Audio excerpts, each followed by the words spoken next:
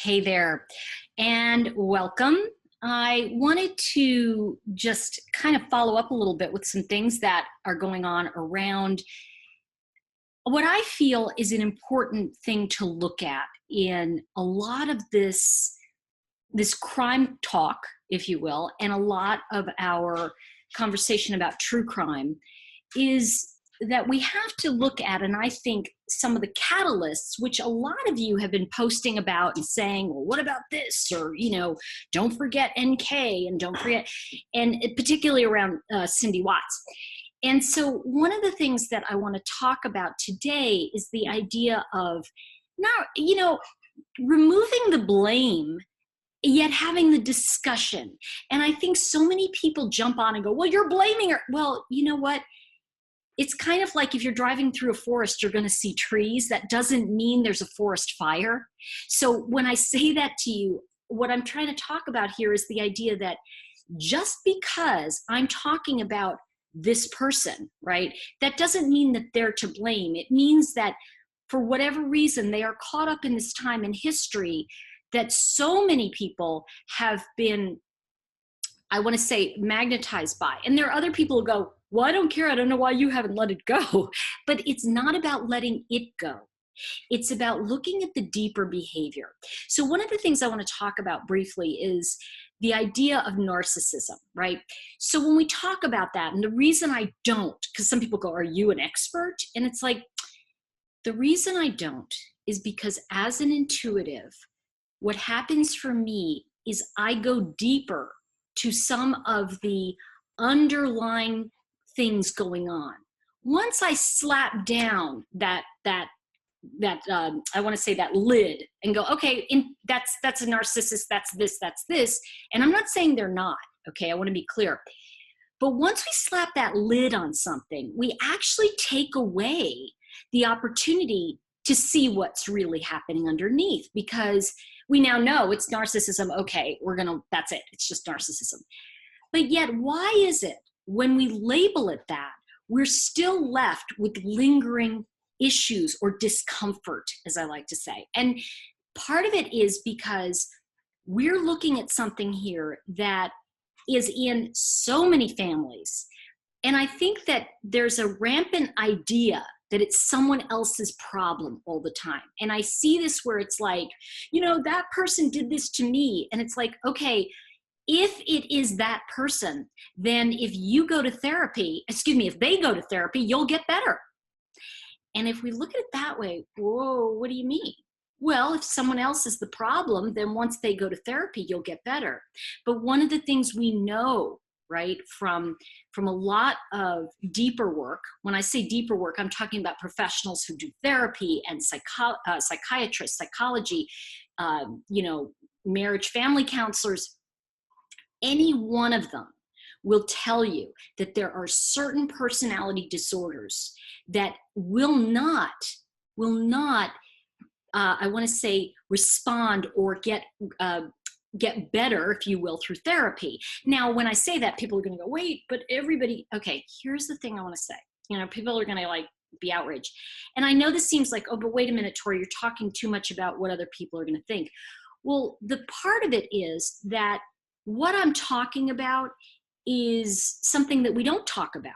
We don't really talk about the idea, and I'm going to go right to Cindy Watts here and say, I was really vibing on her the other day. And, especially since I posted the face reading thing I did with my friend Lara. And one of the things that I recognize, a lot of people are like, oh, you're talking too much. And I'm like, yeah, of course I talk too much. That's my deal. I'm bad at that. That's one of my issues. Don't watch. But when I was thinking about it, and when I stepped back energetically from it, I realized that we can analyze Cindy Watts. We can look at a surface. We can look at the fact that she was X, Y, and Z. And all of these armchair psychiatrists, we can all go, oh, this is what she is. And it's like, yes, and I don't think when I talk about it this way, I'm not really talking about Cindy Watts. I'm actually talking about something that's much more direct for all of us, which is how we relate to the issue is the issue. So what I'd like to do is share with you, if I was looking at this intuitively, and as a psychic, part of what works for me and how it works. And part of this is that I intuitively feel into a situation. Now, when I was doing a lot of these videos early on about the Watts case in general, one of the things that happened was I was so caught up in the horror of what had happened to Shanann and her 3 children, and I still can't wrap my head around what was done to them. When I was when I was talking about that at the beginning, it was really, I was falling into the trap of, okay, everybody around her, this, like other people, this is what this is what to recognize. But I think there's something deeper than just saying they're narcissistic, they're psychotic, whatever we're looking at here, right? So let's get back to Cindy for a second. And if I feel into her, obviously there are people that love her. There are people in her life who are going to say she's kind. And I think that it reminds me of that level of hate that she had for Shanann. And when we look at it this way, I think if we go under that, it's really fear-based. And I think we're in a society right now that's so fear-based that when we see fear, we want to just shut it down, rather than really kind of pull it apart and go, what's it about? Why aren't we talking about it? Because what happens is, if we pull it apart and talk about it, it might appear that we're criticizing a specific group of people. And, when someone said to me, they were talking about, judgment and stuff of different people in America. And I'm like, I just kind of look at everybody as American. If you're American, you're American. I mean, it's like, why would I put you into a certain group? You classify yourself the way you are trained to classify yourself. And I believe that on some level, Cindy felt that, and again, this is my own opinion, this is my own, this is the energy I feel. I feel that at some level she knew, and this has been talked about, that Shanann and Chris weren't right for each other. And she felt that as the mother. Now, that doesn't mean that she handled it the right way. It doesn't mean that what she did wasn't like kind of weird and heinous. But if we step back and we just look at the mean girlness of it, when I talk about, for example, as I work with chakras, right? And chakras are energy centers in our body. And when I really sat down, I felt like, and when I was just sitting there thinking about her, I felt tremendous pain in my second chakra. And the second chakra, by the way, just to, make it, less woo and more you, it's basically about our feelings. It's about our emotions. And I really believe there are 2 emotions that we deal with in our adult life. There's immature and there's mature.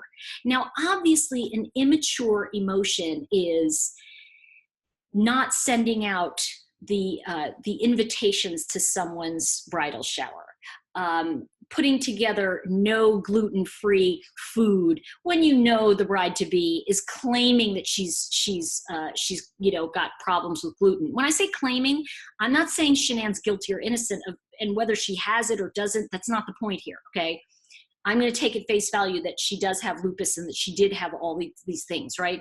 However, whether or not she did, the kind thing to do, even when I have like gnarly judgment, okay, and I might go, that's the most ridiculous thing I ever heard, I still honor it. Because you see, my life was spent having my feelings and my experiences invalidated. So when my natural inclination was to invalidate other people, I had to look at my own emotions in certain situations. That doesn't mean that I get to do it perfectly. But you see, one of the things that I want to say about Cindy is that her relentless dislike and hate aimed at Shanann was not right size, okay? I don't care, seriously, I really don't care what you think she did in her past. Wouldn't it be to your benefit to rise above it? Wouldn't it be a loving thing to do to say, sit down with my son and say, you know what, I'm very concerned about this. I'm concerned about these things about her. but I don't want to risk my relationship with you or her. I'm letting you know what they are, and I'm going to honor your choices. Now, you see, the very fact that that conversation obviously was not occurring, nor did it occur. Maybe Cindy thinks she had that conversation by saying, we don't think you should marry her. You know, sometimes people think they're having conversations that they're actually not having. You know, I can't tell you how many times when, you know, people said, I told them I didn't like that. And I said, what exactly did you say? You know, it's like, well, I told them that they were hurting me because they did this, this, and this. I said, well, that may not be the tone to take, you know, just saying that something affects me and I would appreciate it if you would really give it some thought because I don't know how to handle something and I need your help. In other words, including people in my feelings, including people in the solution is part of it. And I don't think for Cindy Watts that when I look at energetically her energy, there was any solution in her life. I mean, when I look at the totality of it, and by the way, I did relook at the at her statement in the court, and I really kind of had a little bit of a growth spurt energetically around that, which is that, you know, I really feel that this is a woman who I do feel she was deeply, deeply hit by the loss of her grandchildren. I also think there was so much shame in what she was, the way she occurred, that you see, when someone feels that level of shame, right? Because we know the difference, right? Guilt is when you feel something you did is bad. Shame is when you feel you are bad. And I think when we look at that level of shame that she carried into her what do you call it, victim statement, impact statement, you know, and turning around saying, we forgive you, we love you, son. You know, I do understand the need to say that so that you can kind of go, I love you anyway. Like, I don't want, but what she's saying is, I don't want you to not love me. I don't want you, think about this for a second. She wasn't saying to him, you know what, I don't understand this and I'm completely baffled and I don't know what my feelings are, but I know for you I'll always have that love. She didn't have the terminology to use, but she did say, we don't understand it, but we love you.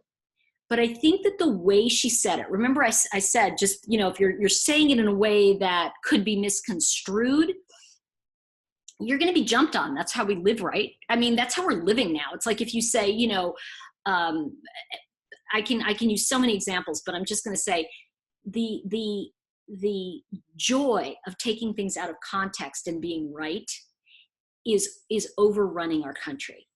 And I think that I want to really just step back and say, I am not judging Cindy Watts. What I am looking at is someone's inability to really express their emotions in one of the most horrific times in their life. So there's two things that I see very clearly with Cindy Watts, okay?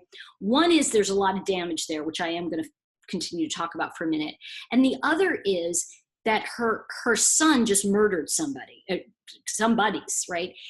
And I think that if we look at that, she's got to feel on some level that she pushed him to that. You see, all of her energy, all of her talking, it was just constantly like brows furrowed, shaking her head. It was just, I don't think that she can wrap her head around the idea that she was part of the problem. And I think that when she entered the scene just early on, okay, the moment she didn't go to that wedding, she did irreparable damage to her son and to her daughter-in-law and to her own family. Think about that. She really made a statement of, I don't like you, I'm not going. What does that say? It says the level of control, the need to make sure every duck is in a row at every moment is so overwhelming that it's driving her. And when something is not, when it didn't achieve, what do you think she wanted that to, what do you think her real reason? It wasn't just to punish. that was a result that she got, and she was certainly pleased with that result on some level. Remember, that heinous part of us that's kind of like, I'm going to just get back at them. You know, how many people have like driven slow because someone cut you off? Or, you know, that's taking that energy and making it a million times stronger. It's like the person who sits in the fast lane when they know they can move over. That's that I win, I'm winning. And so what I want to say to you about this, and when we look at this thing with Cindy Watts, what she was doing was winning, you see, at all costs. And there was a glee in that. But you see, that kind of glee is short-lived, because unfortunately, when you put that level of energy out, you're the one ultimately who will get cut off or sit in front of somebody who's slow when you're in a hurry. So I think that, you know, I used to use this analogy, and I think it really works here, is that, you know, it's like the guy on the road who won't let you in when you're trying to merge and they won't let you in. Can you imagine what it's like to be that guy's daughter? Because he won't let her in either. You see, our energy doesn't change in every area of our life. So when people say, oh, Cindy's lovely and she was so warm and terrific, that's because when you entered her den, you know, the lion's den, when you entered her lioness den and you were in her world, of course she's terrific. And I want to say that she's probably a really nice person to people who toe the line so that it doesn't hit that rage that's inside of, this isn't right, I'm not going to tolerate it. Now, when you look at that kind of rage, where's that come from? Well, obviously, it's coming from feeling that everything has to be just so, or it's all ruined. And that isn't something that you just kind of pluck out of the air. That's a learned behavior. So energetically, as I'm talking about this, I want to come back to this and say that what do you think her desire was? What do you think she wanted by saying she wasn't coming to that wedding? Let's just sit with that for a second. She wanted the wedding to not happen. Think about that. If I said to you, well, I'm not coming to that party, and what do you think would happen? It's like, you know, especially if if it's at my house, I'm just using that as an example, but like, you know, if I'm one of the 4 parents of the wedding party, my stating I'm not coming,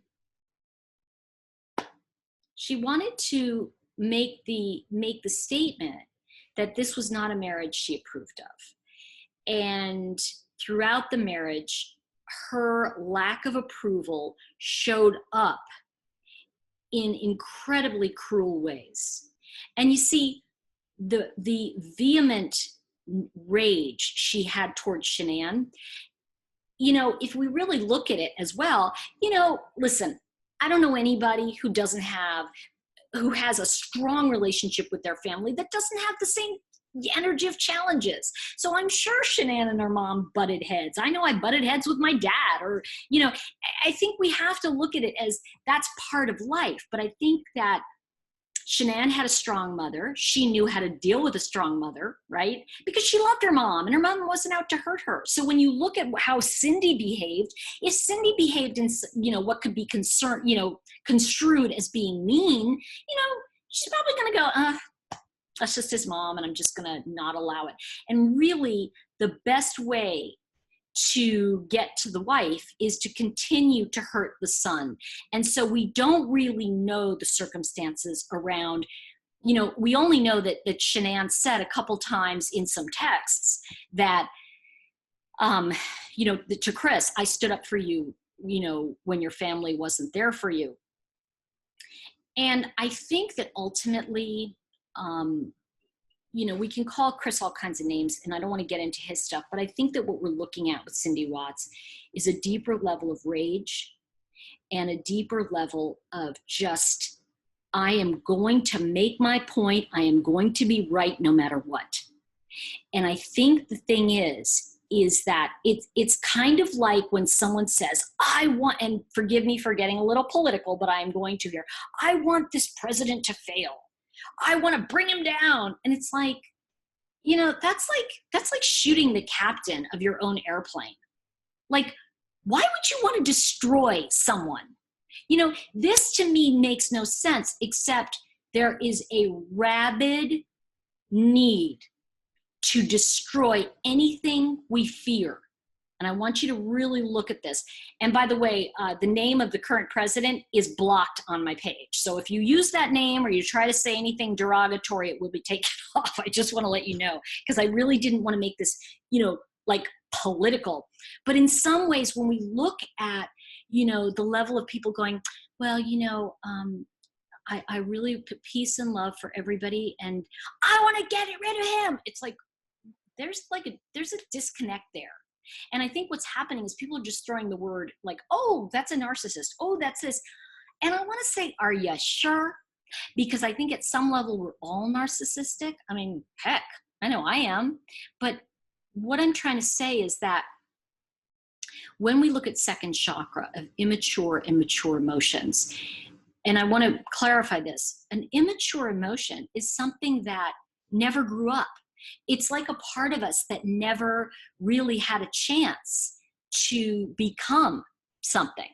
And so when we look at some of Cindy Watt's behavior, it's extremely immature. Like, we can't even call that something an adult would do. I mean, even if you think, you know, I'm sorry, but even if I thought my child was marrying someone who belonged in prison, I don't know that I would skip the wedding. I don't know that I would not allow anyone else to go. You know, I wouldn't say to the rest of my family, look, you know, you can't go. I probably would say, you know what? I am so uncomfortable with this. I simply can't go, but I really want you to know, I'd say this to my son, I really want you to know I love you. And I just, it really is beyond my capability. Now that's a mature way of saying it. And then let my son say, I really want you there. And I'd say, okay, I will show up for you. But I really just want to come, be there, and not really interact if that's okay with you. And I would have that discussion in a mature manner. And I would say to my husband and my daughter and who else, I would say, listen, it's your call, you do what you need to do. But you see, the fact that all of these other people in the family, except the grandmother, love that, felt the need to not ruffle Cindy's feathers, that tells you there's a deep immature control there. Now let's talk about immature control, because that really is the crux of this. The need to be safe, I think, and to survive is something that's a basic in all of us. We all have that. And when you perceive something as a threat to such a huge degree, right, you're gonna do whatever you can to get rid of it. Now, for whatever reason, Cindy was framing Shanann as a huge threat. What I think is that she did not see the real threat. And I think she was the real threat. And I don't think Cindy recognized that she was looking at Shanann as a mirror of herself. The truth is, you can't see in someone else what isn't in you. So the truth is, if she's seeing that Shanann's dishonest and Shanann's this and all of the things she said Shanann was, it makes me wonder, well, if you spot it, you got it, girl, what?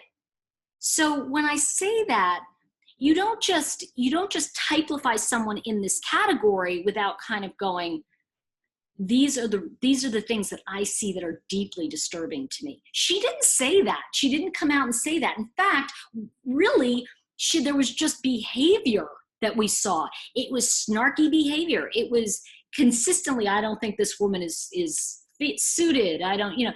And when we look at that, now again, I want to be very clear. We're only seeing one side, right? We're only hearing people who say, you know, hearsay about that she said about Shanann, but I want to bring up something to you. She's not denying any of it. And also the fact that her husband, her son, people around her saying, yeah, see, you were right. And that the friend Mike, I want to say Chris's childhood friend said, well, you know, I never saw anything really bad about Shanann, but they all said there was something wrong. So I guess there was. Now, what does that tell you? You see, that tells you that there is a a viciousness underneath this that's not right-sized, guys. This isn't like, oh, I don't agree with this person, or this isn't right.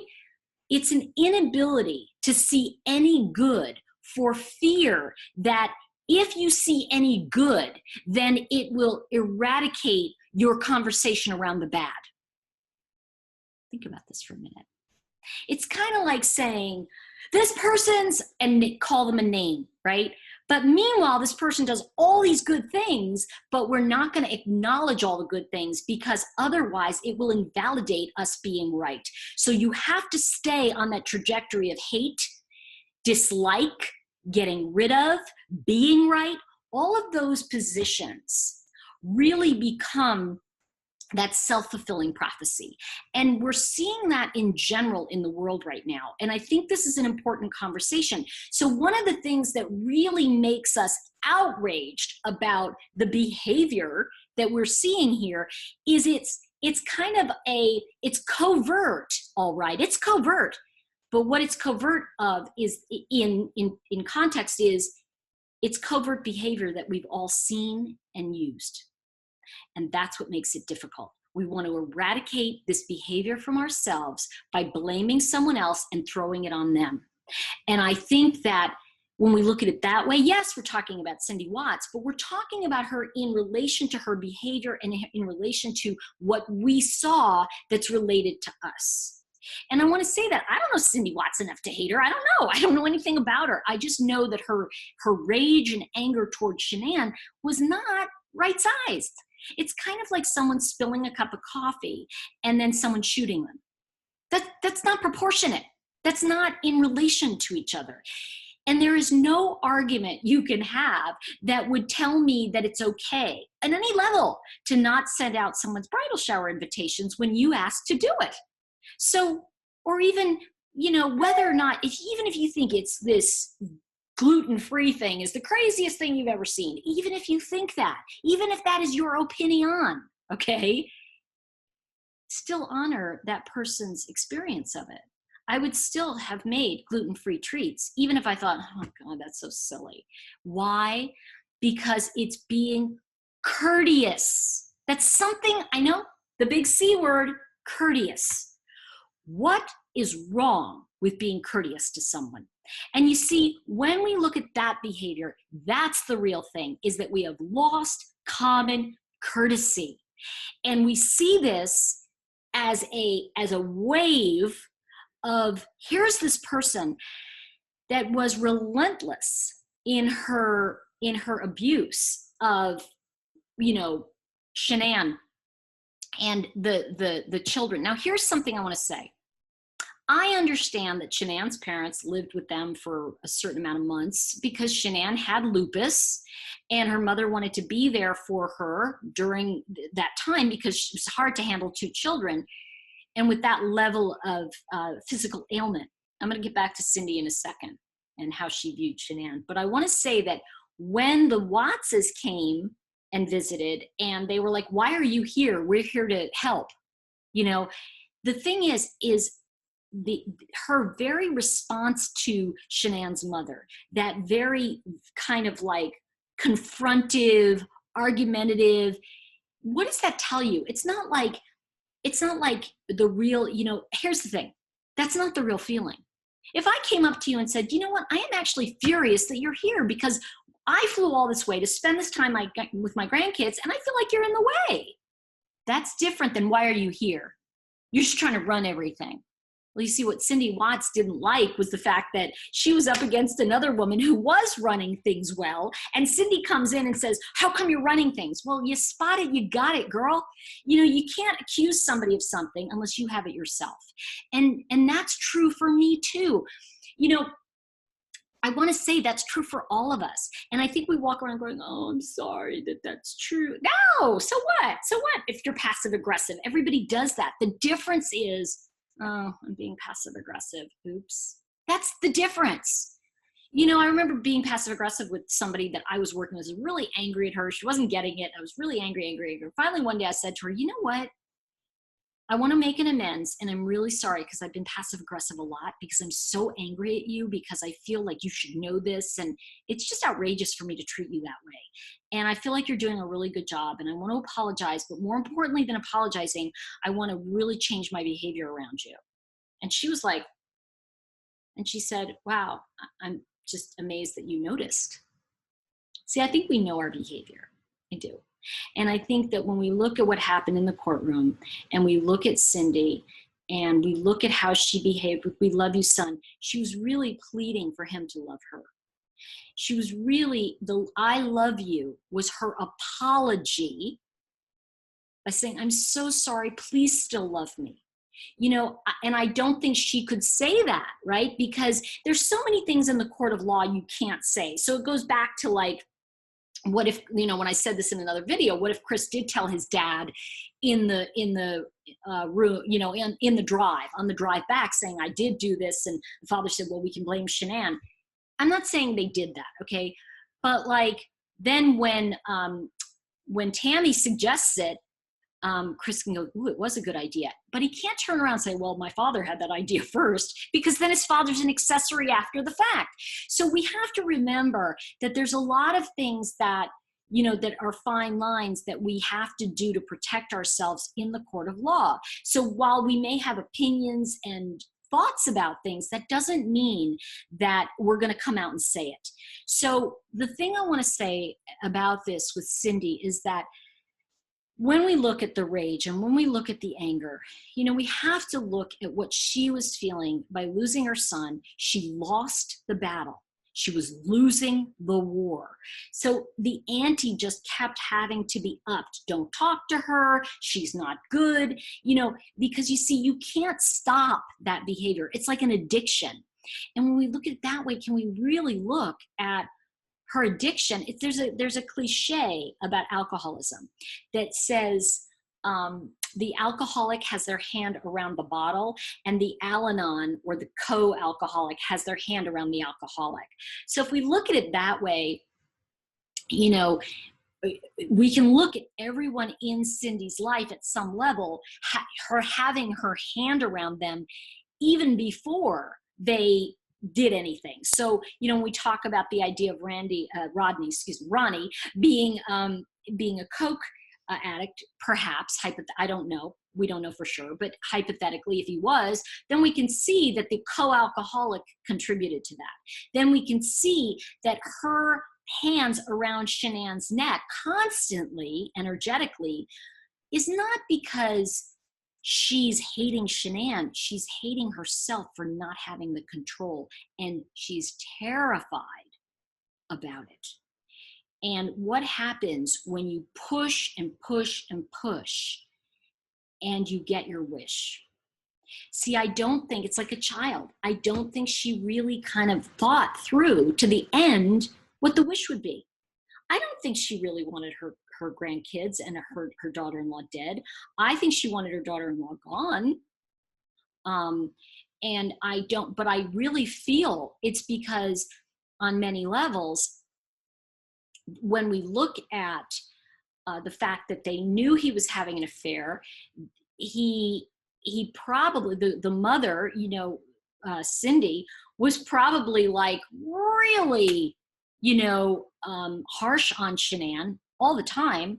So we can begin to see that, and I want to come back to Cindy Watts. So I really want you to understand what I'm trying to say, which is that there's a huge pathos to her. There's a huge sadness, because when we step back, at least when I do energetically, and I look at her, I can see the tremendous rage and fear and lashing out at someone who is taking their toys from them.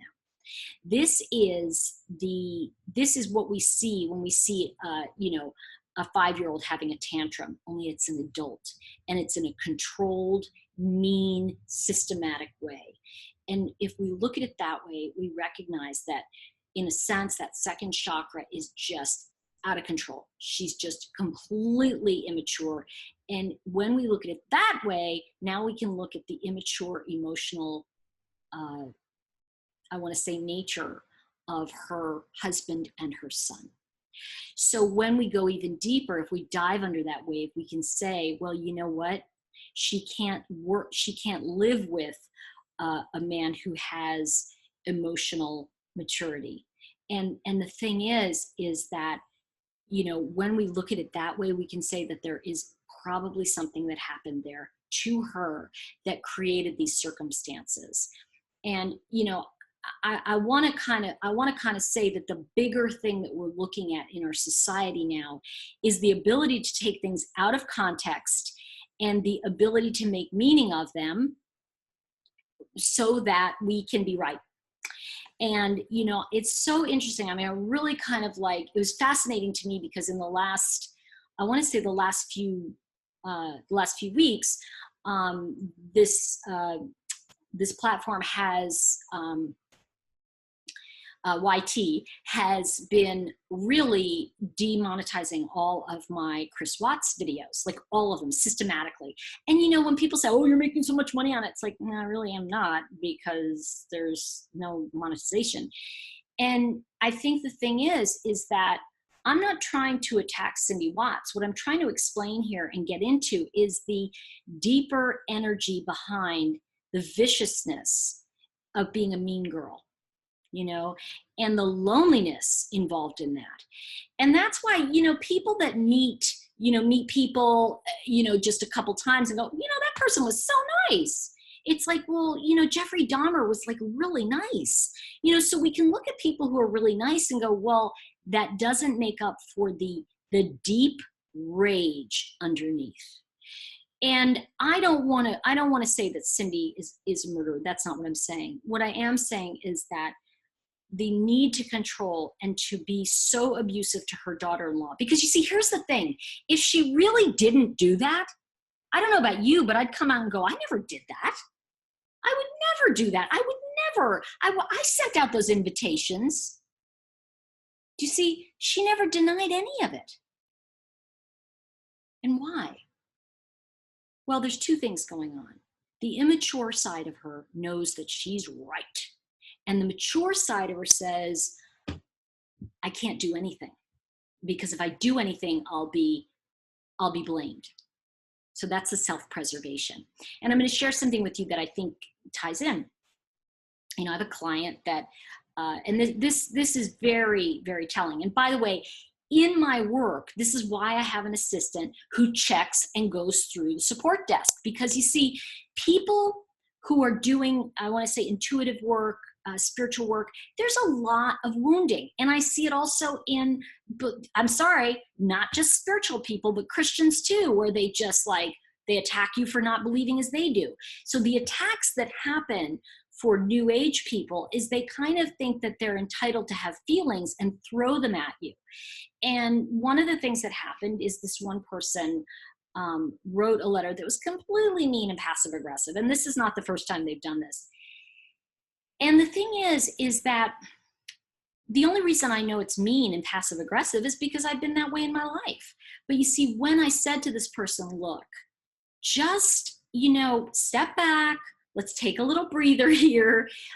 This is not the way to, you know, really that we can communicate. I really think that, you know, there's a little drama going on that we need to just separate from. And the response was, you know, huge, over the top, protecting, and this is why you're wrong, and throwing it at me. Because you see, the truth is, I can't get involved if someone's attacking me because I'm part of the problem. So it is almost that they have to deal with it with somebody else. Because otherwise, if I say, well, I think you need to look in this and this, you're wrong, and this is what, because I'm not a professional therapist. I'm not there, you know, trying to, you know, like go through all of their issues with them. But one of the things that happens in this, especially in the type of work I do, and this is why I say I want to empower other people to be, you know, to read the cards themselves, to have their own spiritual solutions. I don't have them for you, but I know that if I'm not comfortable with the way you're communicating with me, I'm going to call you on it. Here's the issue. When someone has something like schizophrenia, or, you know, all of these isms that we've talked about, you know, if they have narcissism, if they have, you know, whatever, bipolar, whatever these things, these terms, the truth is that when you share with them from an open heart, they're going to come back and blame you and throw it at you. Because the truth is that there is such a fear of their being found out as being anything less than perfect, that they simply don't know what to do. And that is the mark of an immature situation or an immature soul. An inability to see our part means that that second chakra energy is very immature. So the next question becomes, well, how do we shift it? Well, we recognize, first of all, you see, I'm not going to call you a narcissist because I'm one. You know, the way we live today, we're probably all of it. Now, that doesn't mean we're going to go out and kill people, you know, but I think we have to remember, it's like I'll use the analogy of vaccine. Okay. The idea of a vaccine is you got to take some of the poison in order to prevent it from hitting you, because you will develop the antibodies. So if we recognize and really talk about passive aggressive, or we just say, this is passive aggressive, or I'm feeling that this is a little passive aggressive, what is it you really want to say? Then that's, you know, or I'm experiencing this, you know, as I'm talking to you, it's like, oh, that's a better choice. You know, I'm experiencing, like, I'm feeling attacked in this. Can you say this in a way that I can hear it? So if we go back to the idea of the vaccine, we have to recognize that we are a little bit of everything. And if we have a little bit of everything and we have self-compassion, then we can recognize when we are doing it. Because you see, we're all doing it. We're all at some level behaving like a Cindy Watts. And I say this because I'm not saying we're going to be relentless with it. And I'm not saying that, you know, she also created a circumstance with her son that I don't want to get into because that's a therapy thing. I'm just talking about feeling into the emotions behind all of this rage. And I think that it's emotionally mature to have, emotionally mature to kind of go, oh gosh, I was so immature there. You know, I had this conversation with my assistant today where I was like, you know, it's like, I may call somebody on something, but if they can't hear it, then there's no communication with them. They're not mature enough to handle any relationship with me. Now, you see, which one is mature? Well, they're both mature and immature. If you think about it, like my even engaging with that person is immature, because recognizing the maturity, recognizing that they're just not capable.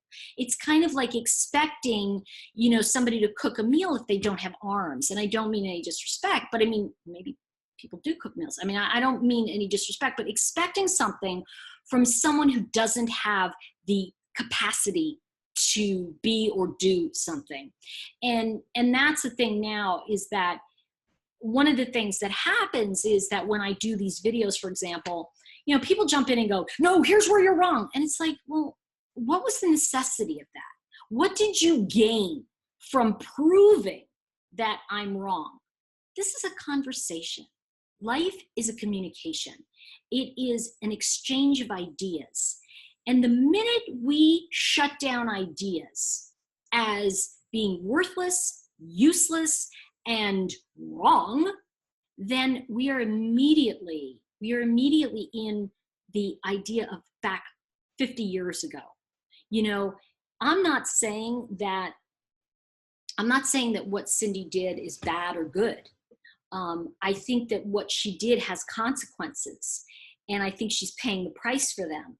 I think the price we need to look at, and the cost we need to look at, is not just Cindy, but us, like as a whole. You know, when you go to post something, are you saying, is this really something that is going to strengthen the conversation, or is it just mean? You know, I mean, I think one of the things I was thinking about was just saying, how does this add to the conversation? Can you clarify it? You know, because, you know, somebody by saying you're an idiot, or you're just an old hoe. Okay, well, we know trolls, all right, but I'm not talking about that. I'm talking about a viciousness that is the same viciousness that we witnessed with Cindy Watts, but we can blame her and say, look at what she's doing. And I think that we have to say, she created a perfect storm for her life. And pulling it apart and saying, if you are relentlessly mean to someone, it's going to have things happen. They're going, when I say that, there are going to be repercussions for it. And I think that we're seeing it right now. We're seeing it so strong in the world. You know, relentlessly, the againstness energy is going to backfire on people. You can't continue to hate someone and not expect it to come back at you. It doesn't work like that. It's like pushing a swing all the way up and just going, now stay there. It won't. So I hope that this has been a little bit of a conversation, and I would like to hear your experiences. I'd love to hear, you know, thoughts where you perhaps could work with your own communication, or what can we do to not be so passive aggressive. And one of the things that comes forward to me right away is keep things in context. You know, don't take them out of context to make it mean something else or to support your argument. If you want to do that, it's fine to say, you know, I know that you said this is pink, but I'm going to talk about why I see it as orange. Fine.